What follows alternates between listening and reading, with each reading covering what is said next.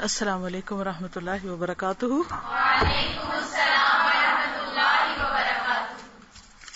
ماشاء اللہ، حدیثیں تو بہت اچھی لکھی ہیں آپ نے۔ ان حدیثوں کا اب آگے کیا کرنا چاہیے؟ کٹھی تو ہو گئی، دینا چاہیے۔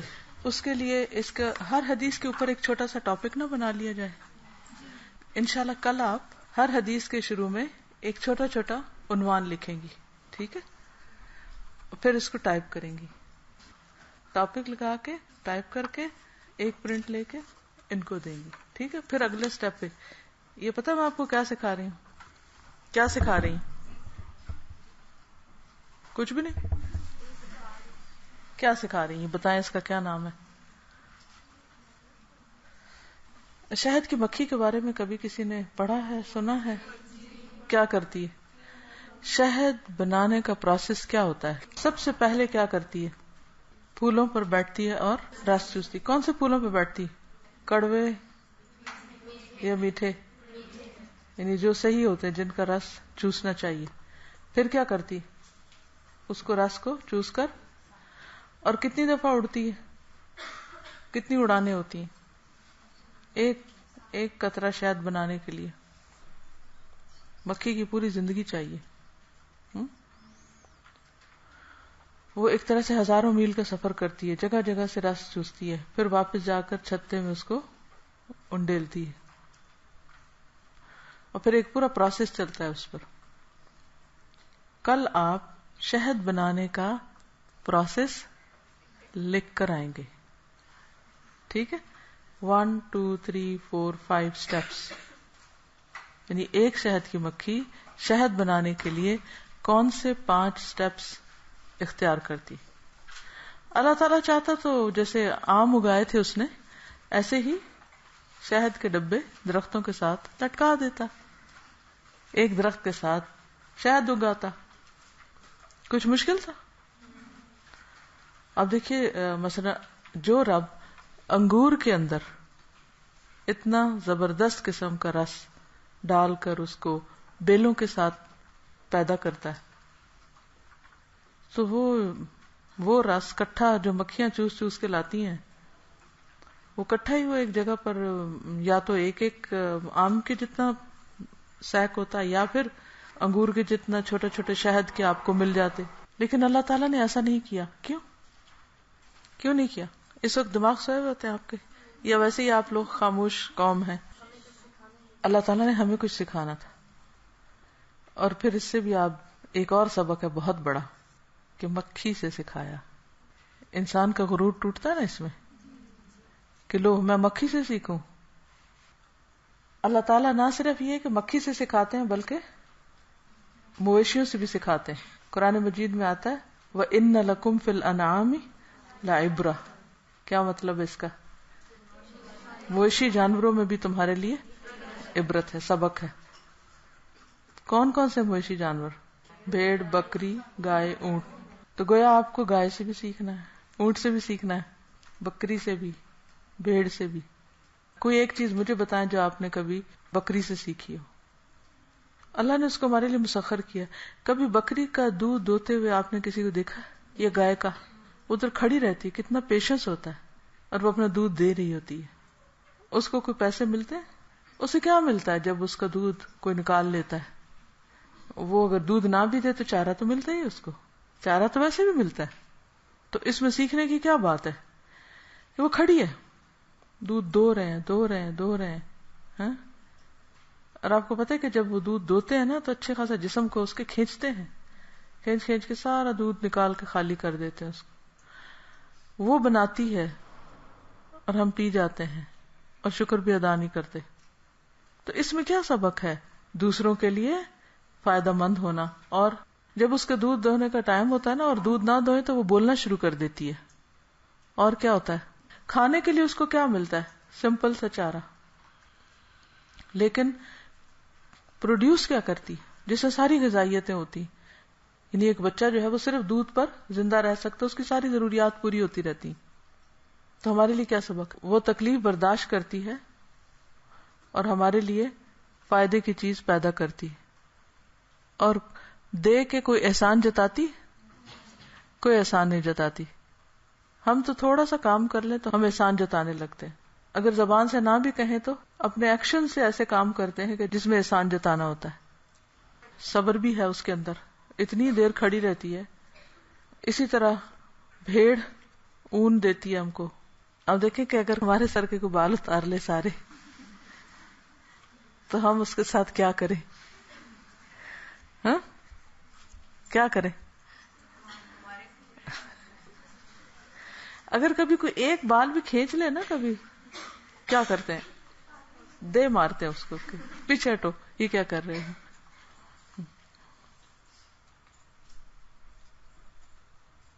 کبھی کسی نے اون کے اتارتے ہوئے دیکھا بھیڑ کے اوپر سے؟ وہ جو خاص قسم کی وہ ہوتی ہے نا، اس سے بچپن میں دیکھا تھا میں نے کس طرح وہ پورے بال اتارتے جاتے ہیں اس کے. لیکن اس کے باوجود وہ کوئی شکایت نہیں کرتی، خوش رہتی. تو جانوروں میں بھی بہت کچھ سیکھنے کو ہے. تو اب ہم شہد کی مکھی سے کچھ سیکھیں گے. تو کل کا کام پہلے ہی لکھ لیں، ٹھیک ہے؟ اور گزشتہ کل کا کیا کام تھا؟ کیا کرنا ہے؟ پرائرٹی لسٹ بنانی ہے اپنی. اور تو کیا کیا؟ آپ کو اپنا تجربہ شیئر کریں گے؟ جی. سستی نہیں تاری ہونے دینی. آ جائیں ادھر، آ جائیں. وہ آن لائن اسٹوڈینٹس کہتے ہیں ہم کو آواز نہیں آتی. جس کسی نے کچھ بتانا ہو تو یہاں آ جایا کرے، ٹھیک ہے؟ تو بولیے کل کا کام کیا تھا؟ کیا لکھا کیا ہوا ہے؟ لکھا وہ بولے. آج کا ہمارا جو ٹارگٹ تھا وہ تھا ہم نے اپنے اوپر سستی نہیں طاری ہونے دینا ہے. تو آج جب ہم آئے، کلاس سے آئی تو کافی تھکی ہوئی تھی.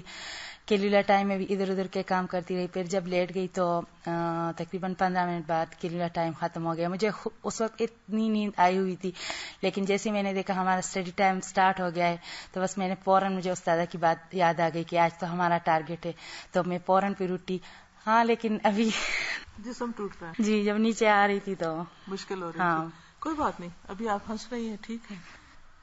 بیسیکلی ٹارگٹ تو یہ تھا نا کہ اللہ کے راستے میں، دین کے راستے میں کوئی قربانی کرنے سے گریز نہیں کرنا. کچھ بھی دینا پڑے لیکن اپنے مقصد کو پانے کے لیے اسے خوشی سے قربان کرنا ہے. ٹھیک ہے، چلیے آگے پڑھ لیتے ہیں. نحمده ونصلي على رسوله الكريم، اما بعد، فاعوذ بالله من الشيطان الرجيم. بسم الله الرحمن الرحيم. رب اشرح لي صدري ويسر لي امري واحلل عقدة من لساني يفقهوا قولي. انتظار کرنا. رسول اللہ صلی اللہ علیہ وسلم کے زمانے میں جو غزوات پیش آئے ان میں سے ایک غزوہ وہ ہے جس کو غزوہ خندق کہا جاتا ہے. Battle of Dutch. خندق کا پتہ کیا ہوتی؟ کہاں بنائی جاتی ہے؟ چھت پہ یا دیوار پہ؟ زمین میں. ٹھیک ہے. اس موقع پر عرب کے قبائل بڑی تعداد میں اکٹھا ہو کر مدینہ آئے. انہوں نے چاہا کہ مدینہ پر حملہ کر کے اس کو تباہ کر دیا جائے. رسول اللہ صلی اللہ علیہ وسلم کو جب معلوم ہوا کہ مخالف قبائل بڑی تعداد میں مدینہ کی طرف آ رہے ہیں تو آپ نے فوراً یہ تدبیر کی کہ مدینہ کے اطراف میں خندق کھودنا شروع کر دیا. صرف اللہ کے آسرے پہ بیٹھ نہیں رہے بلکہ محنت شروع کر دی. وہ بھی تھکے ہوئے تھے، تھکے تھے اس میں بہت زیادہ. بھوک بھی لگی تھی. سردی کا موسم تھا، سردی تھی، سردیاں تھی. قبائل کا لشکر جب مدینہ کے پاس پہنچا تو یہاں خندق کھدی ہوئی تھی. وہ لوگ آسانی سے خندق کو پار نہیں کر سکتے تھے کیونکہ کبھی عرب میں ایسا کچھ ہوا ہی نہیں تھا. یہ مشورہ کس کا تھا؟ سلمان فارسی رضی اللہ تعالیٰ عنہ کا. چنانچہ انہوں نے خندق کے دوسری طرف پڑاؤ ڈال دیا، یعنی اکراس دا خندق. وہاں پر آپ دوسرے سارے قبائل جمع ہو گئے. وہ لوگ رسول اللہ صلی اللہ علیہ وسلم کو اور آپ کے ساتھیوں کو باہر سے للکارتے رہے، مگر آپ ان سے جنگ کے لیے نہیں نکلے. یعنی وہ چھیڑ چھاڑ کرتے تھے کہ کسی طرح جنگ ہو اور مسلمان اتریں اس میں اور ہم بھی اتر آئیں. اور آپ اپنے تمام ساتھیوں کے ہمراہ خندق کے دوسری طرف محفوظ طور پر رہ کر آنے والے وقت کا انتظار کرتے رہے. اس طرح تقریباً 3 ہفتے گزر گئے. آخر کار فطرت کی طاقتیں حرکت میں آئیں. ایک دن زبردست آندھی چلی، مخالف لشکر کے خیمے اکھڑ گئے، ان کے کھانے کی دیگیں اڑ کر دور جا گری. یعنی شدید طوفان تھا. ابھی ریسنٹلی آیا نا پچھلے ہفتے، جیسے بڑے بڑے درخت گرے ہیں یہاں پر. ہر طرف افراتفری مچ گئی. چنانچہ مخالفین کا لشکر گھبرا کر واپس چلا گیا. اس واقعے سے معلوم ہوتا ہے کہ اسلام کی پالیسیوں میں سے ایک پالیسی یہ ہے کہ کوئی ناموافق صورتحال پیش آئے تو فوری اقدام نہ کیا جائے، یعنی دوسرے کی چھیڑ چھاڑ پر انسان مشتعل نہ ہو جائے، بلکہ انتظار کی پالیسی اختیار کی جائے. آپ خود سوچیں کہ مدینہ میں وہ سامنے فوجیں کھڑی ہیں، کراس خندق نظر آ رہی ہیں ساری، اور وہ للکار بھی رہے ہیں. اور ایک قبیلہ نہیں، صرف قریش نہیں، صرف مکہ والے نہیں، سارا عرب مل کے آ گیا. سارے مل کے اکٹھے ہو گئے کہ تباہ کر دیں اس چھوٹی سی جگہ کو. کتنا خوف ہوگا، کتنی پریشانی ہوگی کہ آپ کو دشمن وہ سامنے کھڑا ہو. اس کے لیے اللہ نے بروقت پہلے سے انتظام کرا دیا. اور آپ کو معلوم ہے کہ عربوں کے ہاں حالت یہ تھی کہ جو غیر عرب ہوتا تھا اس کو وہ کچھ نہیں سمجھتے تھے، اس کو کوئی اہمیت نہیں ہوتی تھی. لیکن حضور صلی اللہ علیہ وسلم کا کمال یہ ہے کہ آپ نے رنگ، نسل، زبان کی بنیاد پر لوگوں کو امپورٹنس نہیں دی کہ کون عرب ہے اور کون نان عرب ہے. آج تو دنیا میں مسلمان بھی بٹ گئے نا. جب میں کینیڈا میں تھی تو لوگ اپنے آپ کو صرف مسلم کہنے کی بجائے کہتے تھے کینیڈین مسلمز. پہلے کینیڈین پھر مسلم کینیڈین نہیں. اسی طرح باقی ملکوں میں بھی رہنے والے اپنے آپ کو یعنی اپنی شناخت کیا بتاتے ہیں؟ اچھا ادھر بھی، یہاں بھی آپ دیکھیں سندھی مسلم، پنجابی، افغان، پٹھان، معلوم نہیں کیا کیا. اور کسی کو مسلمان ہونے پہ فخر نہیں ہوتا، لیکن پٹھان ہونے پر فخر ہے، ارائی ہونے پر فخر ہے. سندھی کو سندھی مل جائے تو بہت خوش ہے، ہر چیز بھول جائیں گے.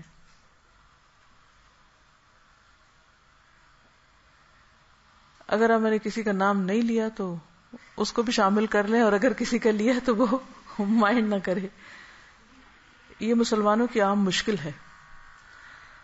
نبی صلی اللہ علیہ وسلم نے جو لوگ بھی مسلمان ہوئے، چاہے وہ بلال حبشی تھے، حبشہ کے رہنے والے، یا سلمان فارسی تھے، یا صہیب رومی تھے جن کا کل ذکر ہم نے پڑھا، وہ بھی عرب نہیں تھے نا، یعنی کہ بہت پیچھے سے تو تھے لیکن بہرحال پھر غلام ہو کر آئے تھے.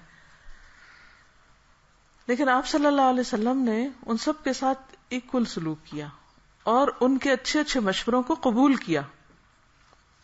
ہم تو کسی کا مشورہ ماننا ہو تو ہم پہلے شک میں پڑتے ہیں، ہم کہتے ہیں اچھا یہ اس لیے تو نہیں فلاں مشورہ دے رہا کہ یہ اس کے حق میں جاتا ہے، یا اس قبیلے کے، یا اس کی قوم کے، یا اس کے لوگوں کے. اور بعض اوقات قبول بھی نہیں کرتے، بعض اوقات پوچھتے بھی نہیں، مشورہ کرتے بھی نہیں، اپنی مرضی کرتے ہیں. لیکن نبی صلی اللہ علیہ وسلم جب بھی کوئی معاملہ پیش آتا تو سب کو اکٹھا کر لیتے تھے، سب سے مشورہ کرتے تھے. یعنی جو اجتماعی معاملہ یا اس قسم کی کوئی جس کا تعلق بہت سارے لوگوں کے ساتھ ہوتا. اور انہی میں سے حضرت سلمان فارسی تھے جنہوں نے یہ مشورہ دیا تھا، اور سب نے ان کے مشورے کو قبول کیا. اور آپ کو پتہ ہے کہ اتنی بڑی خندق ایک فرد کے مشورے پر کھود ڈالی گئی. اور بہت ہی صائب مشورہ تھا، بہت اہم مشورہ تھا، جس کی وجہ سے مسلمان جو تھے وہ محفوظ رہے. لیکن اس کے باوجود بھی دشمن اگر آپ کی سرحدوں پر، آپ کی باؤنڈریز پر ہو تو ہے نا خوف کی بات، یا نہیں؟ لیکن نبی صلی اللہ علیہ وسلم نے خود سے آگے بڑھ کر اقدام نہیں کیا. اپنے آپ کو ڈیفینڈ ضرور کیا لیکن خود آگے نہیں بڑھے، انتظار کیا. تو کہتے ہیں کہ یہ بھی اسلام کی پالیسیوں میں سے ہے کہ انسان انتظار کرے. عین ممکن ہے کہ انتظار خود ایک حل بن جائے، جلد بازی نہ کرے، اور آئندہ ایسے حالات پیش آئیں کہ اقدام کے بغیر مسئلہ اپنے آپ حل ہو جائے. مثلا پانی جیسے آپ کو پینا اور پانی بہت ٹھنڈا ہو اور آپ کو ڈر ہو کہ آپ کا گلا خراب ہو جائے گا، تو آپ کیا کرتے ہیں؟ تھوڑی دیر رکھ دیتے ہیں، انتظار کرتے ہیں، تو اتنے میں کیا ہو جاتا ہے؟ نارمل ہو جاتا ہے. آپ نے چائے بنائی اور چائے بہت گرم ہے، اگر آپ پیئیں گے تو آپ کا منہ جل جائے گا، تو آپ کیا کرتے ہیں؟ رکھ دیتے ہیں کہ تھوڑی دیر کے بعد ٹھیک ہو جائے گا. یہ ایک فطرت کا قانون ہے کہ ہر چیز واپس اپنی اصل پہ آ جاتی ہے. تو وقتی کیفیات جو ہوتی ہیں، وقتی طور پر بہت سی چیزوں میں ایک ابال آتا ہے، لیکن پھر آہستہ آہستہ وہ چیز وہیں لوٹ جاتی ہے جہاں سے وہ اٹھی ہوتی ہے. تو بہرحال فطرت کا نظام ایک خدائی نظام ہے، یعنی اللہ ہی نے ان چیزوں کی فطرت ایسی بنائی ہے. فطرت کے نظام کی صورت میں کائنات خود ہر آن فساد کو اصلاح کی صورت میں بدلنے کے لیے سرگرم ہے. انسان اگر صبر کی روش اختیار کرے اور ناخوشگوار مواقع پر انتظار کی پالیسی پر قائم رہے تو وہ دیکھے گا کہ فطرت کی طاقتوں نے متحرک ہو کر اس کا وہ کام زیادہ بہتر طور پر انجام دے دیا ہے جس کو وہ اپنے کمتر وسائل کے ذریعے صرف ناقص طور پر انجام دینا چاہتا تھا. یعنی انسان بعض اوقات خود وہ کام نہیں کر سکتا جو اس کے آس پاس ماحول میں اللہ کا ایک قانون کر رہا ہوتا ہے، خفیہ، جس کو انسان کی نظریں نہیں دیکھ سکتی. مثلا یہ کب ڈسکور ہوا کہ پتے ہمارے لیے آکسیجن چھوڑتے ہیں؟ وہ بنا رہے ہوتے ہیں. بہت لیٹ پتہ چلا نا انسان کو، جب سے درخت اگنا شروع ہوئے اللہ نے دنیا بنائی تو یہ بتایا تو نہیں نا، لیکن خاموشی سے ایک چیز کام کر رہی تھی اور انسان کو پتہ بھی نہیں تھا کہ وہ کس چیز سے استفادہ کر رہا ہے، کہاں سے فائدہ اٹھا رہا ہے. اور اب بھی کتنی ہی چیزیں ایسی ہوں گی کہ جن سے ہم فائدہ اٹھا رہے ہیں اور ہمیں پتہ بھی نہیں.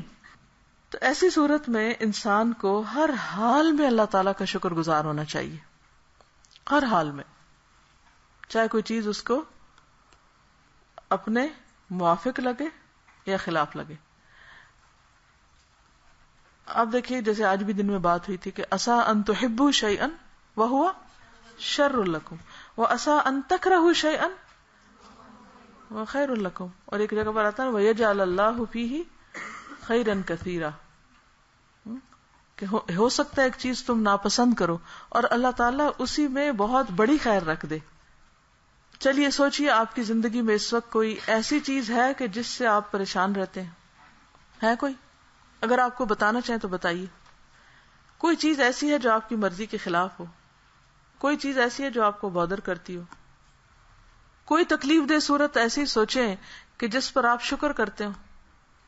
جیسے گھر سے دور ہیں، ہاسٹل میں رہ رہے ہیں تو کبھی دل تنگ ہوتا ہے، بہت سی چیزیں مرضی کے خلاف ہوتی ہیں، تو انسان سوچتا ہے کہ بہت مشکل ہو گیا اب، اور یہ چیز تو ہو نہیں رہی، اس لیے مجھے اب پڑھنا چھوڑ دینا چاہیے، مجھے چلے جانا چاہیے. شیطان یہ خیال ڈالتا ہے نا.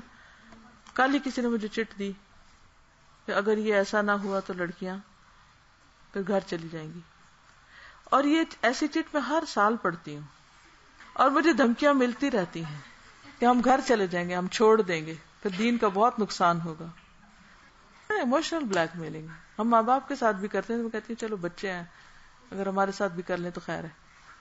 اور ہو سکتا ہے کہ کوئی اپنی کسی پرسنل ریزن کی وجہ سے گیا بھی ہو، کوئی کسی مجبوری کے تحت، تو اس کو ہم اپنے ساتھ ملا لیتے ہیں کہ وہ بھی گیا تو ہم بھی چلے جاتے ہیں.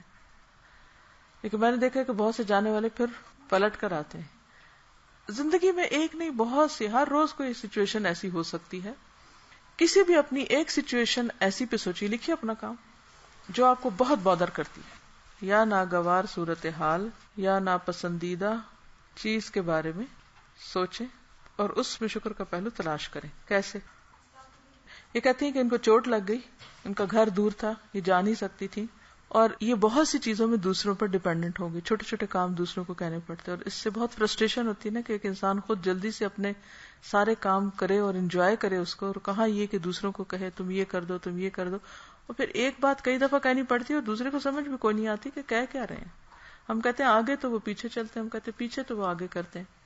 کہتے ہیں نا ذرا یہ میری چیز آگے کر دے، تو آگے سے مراد مثلا یہ کہ ادھر کو میری طرف کر دے، تو وہ لوگ ادھر کر رہے ہوتے ہیں. یہ میرے ساتھ اکثر یہ ہوتا ہے، کیونکہ میں خود میری ٹانگ میں تکلیف ہے تو میں جلدی سے اپنی کوئی چیز جیسے اٹھانی ہو رکھنی ہو یا آگے پیچھے کرنے، جیسے بعض اوقات یہ میز ہی اٹھانا ہے تو میرے لیے مشکل ہو جاتا ہے، تو مجھے کسی کو کہنا پڑتا ہے کہ چلے، تو اگر میں کہتے ہیں آگے کرو تو وہ میری طرف آگے کر دیتے ہیں، حالانکہ وہ کرنا دوسری طرف ہوتا ہے.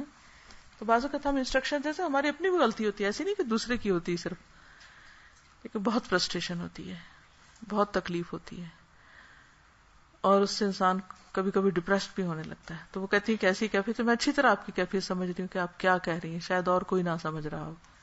تو لیکن کہتی ہے دوسری طرف ان کو یہ خیال آتا رہا کہ میرے گناہوں کے جھڑنے کا ذریعہ ہے. مجھے ایک تیسری بات بھی سمجھ آتی ہے کہ دنیا کی حقیقت کیا ہے، دنیا کی اصلیت کیا ہے. جب آپ صحت مند ہوتے ہیں، طاقتور ہوتے ہیں، مالدار ہوتے ہیں، یا کوئی بھی آپ کو نعمت ملی ہوتی تو آپ کے بہت سے دوست ہوتے ہیں. لیکن جب آپ دوسروں پر ڈیپینڈنٹ ہوتے ہیں یا دوسروں کے ضرورت مند ہوتے ہیں تو عام طور پر کیا ہوتا ہے، لوگ اس وقت اپنے کاموں کو ترجیح دیتے ہیں، چھوڑ جاتے ہیں. تو اس سے کیا یہ سمجھ نہیں آتا کہ آخرت میں کون کون چھوڑ جائے گا. کتنی اچھی طرح دنیا کی حقیقت سمجھ آتی. دکھ آپ اکیلے ہی اٹھاتے ہیں، تکلیف میں آپ تنہا ہی ہوتے ہیں، قبر میں تنہا ہی ہوں گے، حشر میں تنہا ہی ہوں گے، سب بھاگ جائیں گے. تو یہی جب دنیا میں بھاگ جائے نا تو اس سے بہت اچھی طرح آخرت سمجھ آتی اور انسان کو دنیا کی حقیقت پتہ چلتی ہے. تو اس پر انسان پھر شکر کرتا ہے کہ اللہ تیرا شکر، تو نے اس سچویشن میں ڈال کر مجھے یہ حقیقت سمجھا دی جو میں کتنی کتابیں پڑھ کے بھی نہ سمجھ سکی تھی. اور اس طرح انسان اللہ کے اور قریب ہوتا ہے. یاد رکھیے دکھ اور تکلیف کی حالت میں انسان جتنا اللہ کے قریب ہوتا ہے اتنا کسی بھی دوسری چیز سے نہیں ہوتا. اور خصوصاً جب لوگ بے وفائی کرتے ہیں، لوگ ساتھ چھوڑ جاتے ہیں، تو صرف ایک اللہ کی ذات آپ کے ساتھ ہوتی. مجھے جو ٹانگ کی تکلیف ہے نا، اس نے مجھے زندگی کی وہ حقیقتیں سمجھائی ہیں، اتنا کچھ سکھایا ہے، اتنا کچھ سکھایا ہے. تو میں سوچتی ہوں، میں جب تنہائی میں کبھی بیٹھی ہوتی ہوں تو میں پکار کے کہتی ہوں اللہ تیرا شکر، اگر تو یہ تکلیف نہ دیتا تو مجھے یہ بات سمجھ نہ آتی. کبھی بھی کوئی تکلیف آئے اس پر بھی شکر ادا کیا کرے کہ اللہ نے اس کو بھی میرے سکھانے کا ذریعہ بنا دیا ہے، اور دنیا میں ہی حقیقتوں سے وہ پردہ اٹھا دیا ہے اس تکلیف کے ذریعے کہ جو خوشی کی نظر سے میں دیکھ ہی نہیں سکتا تھا. تو مثبت سوچ بھی کتنی بڑی نعمت ہوتی ہے. اب کوئی سوال ہے آپ کا تو کر لیجیے، ورنہ اجازت، کیونکہ ٹائم ہونے لگا ہے. ان کا سوال یہ ہے کہ آپ نے پردہ کیا، پھر شادی ہوئی، پھر دیور وغیرہ تھے تو کیسے مینج کرتی تھی؟ آپ کو پتا کہ میرے 6 دیور جیٹ تھے. ان کی ایک بہن تھی، اس کی شادی ہوئی، تو گھر میں ہر طرف مرد ہی مرد تھے. تو ظاہر ہے کہ جب آپ کی شادی ہوتی ہے تو پھر آپ کو کھانا بھی بنانا ہے، آپ کو اور کام بھی کرنے ہیں، پھر خاص طور پہ اگر بچہ چھوٹا ہو تو اور مشکل ہوتی. تو ایسا تھا کہ میں چونکہ پڑھاتی تھی کالج میں تو میں صرف چھٹیوں میں جاتی تھی سسرال. اس میں ایسا دوپٹہ بڑا لیتی تھی کہ جو میرے جسم کے ساتھ یعنی کپڑوں کے اوپر لگ جاتا تھا، یعنی گر نہیں پڑتا تھا، جیسے جارجٹ کا یا اس طرح، یہ سی تھرو نہیں ہوتا تھا. اور اس کو لے کے ذرا گھونگھٹ نکال کے تو اس طرح کر کے اپنے کام میں لگی رہتی تھی. اس کا سب سے بڑا فائدہ مجھے یہ ہوا کہ کبھی بھی میری ایسی کوئی بے تکلفی نہیں ہوئی، یا کوئی بعض اوقات ہوتا ہے نا کوئی ڈفرنس آف اوپینین ہوتا ہے یا کوئی ایسا اختلاف ہوتا ہے جس سے پھر عموماً گھروں میں لڑائیاں شروع ہو جاتی ہیں یا بد اخلاقی ہونے لگتی ہے یا کچھ بھی. تو الحمدللہ میرے اس پردے نے، حجاب نے مجھے بہت ساری قباحتوں سے بچایا، سب کو احترام کرنے سکھایا. کیونکہ مجھے یہ ہوتا تھا کہ میں نے پردہ کیا ہوا ہے اگر میں گھونگھٹ کے پیچھے سے چیخ رہی ہوں، چلا رہی ہوں، بدتمیزی کر رہی ہوں، تو کیسا لگے گا؟ کیا یہ دین ہوگا؟ نہیں نا. لیکن آپ نے کبھی دیکھا ہے لوگوں کو آپس میں لڑتے، دیور بھابھی کو اور سسرالی رشتہ داروں کو باہم؟ کئی مشاہدے کیے ہوں گے آپ نے. لیکن ابھی چلے آپ سب نے نہیں بھی کیے، لیکن جن گھرانوں میں کمبائنڈ فیملی سسٹم ہو وہاں پر آپ نے دیکھا ہوگا. تو یہ جو ہمارے منہ کے آگے کپڑا آ جاتا ہے نا، یہ صرف کپڑا نہیں آتا، یہ بہت سی چیزوں سے رکاوٹ بن جاتا ہے. جب میں یونیورسٹی میں تھی تو ہمیشہ مجھے یہ خیال ہوتا تھا کہ میں ایک بابردہ لڑکی ہوں، اگر میں نے کچھ بھی اونچ نیچ کی تو یہ پردہ بدنام ہو جائے گا، اس لیے مجھے بہت احتیاط کرنا ہے.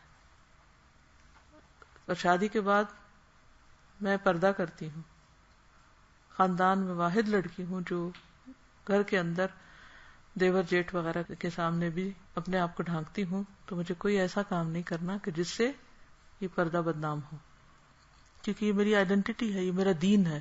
کیونکہ مجھے ہمیشہ وہ لڑکیاں بہت خراب لگتی تھی، بہت برا لگتا تھا کہ جب وہ حجاب کر لیا، نقاب کر لیا اور پھر زور زور کے کہکے لگائے، مردوں سے ہنسے، باتیں کی.